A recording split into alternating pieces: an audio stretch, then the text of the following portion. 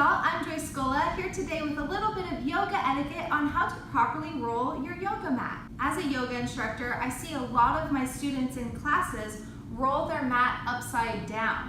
Why would this make a difference? For two reasons actually. So a lot of yoga mats, not necessarily Jade, which are my favorite, but other brands actually have a bottom side and a top side.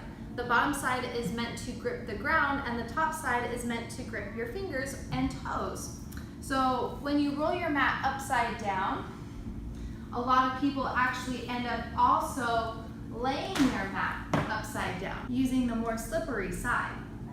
If you were to actually roll it out properly, then you might run into the issue of your yoga mat actually rolling up into your space depending on the quality of the mat. Now, if you were to properly roll your mat and then lay the logo facing up, you wouldn't have your mat rolling into your space. Instead, it would actually be pressing down towards the earth. So when you go to roll your yoga mat, you want to grab the top end of your mat, the side that's facing up, start to roll it forward and down in towards itself.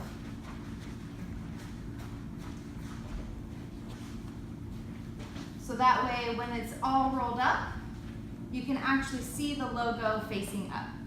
Thank you so much for checking out this video. Let me know if you have any yoga etiquette questions you'd like me to answer. Namaste.